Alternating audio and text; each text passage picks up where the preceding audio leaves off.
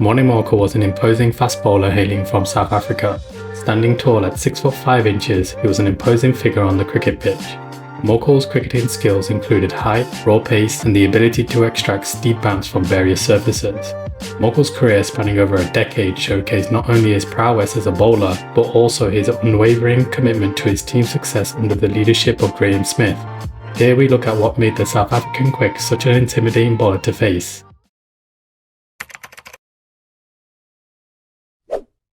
Morkel was blessed with height. From a tactical point of view, he and his captain would use this to their advantage when setting up the batsmen.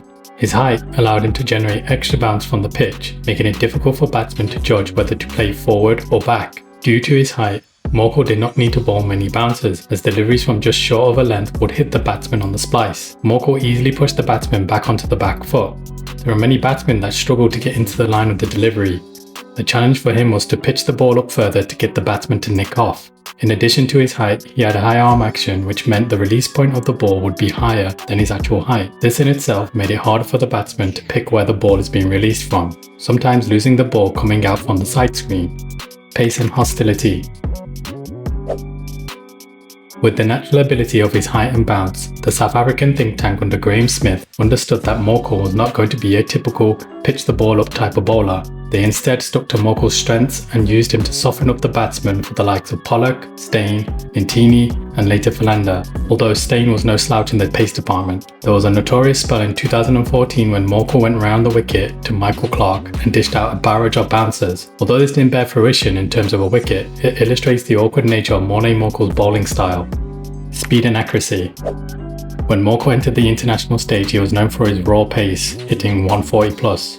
He exploited his pace more so in the one-day arena, bowling bouncers and yorkers. Coupled with the speed, he was fairly accurate with the ball, particularly in Test cricket. He could bowl to a plan, be it short pitch bowling, line and length, yorkers, outside off stump. He generally followed the plan given by the coaches or captain. This is highlighted by his record of dismissing world-class batters such as Mike Hussey and Andrew Strauss. These are batsmen well known to occupy the crease for long periods of time. His deliveries often hit the right lengths and keep the batsman tight to the crease, making it difficult for them to either go on the front foot and attack or stay back and defend.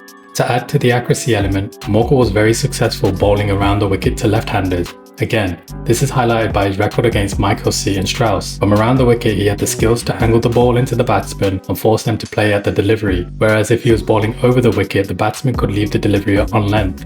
Team player.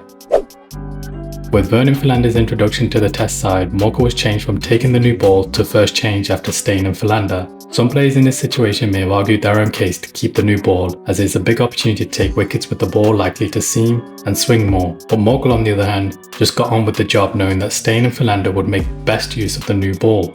This exemplifies what a massive player Morkel was and how there was no ego or pride in the way he played his cricket. He put it all on the line for South Africa, as he was proud to represent his nation. Taking 300 Test wickets and 188 ODI wickets, Morkel was aggressive on the field and hostile with the ball, but he was also a gentle giant off the field. He'll go down as a true legend of South African cricket.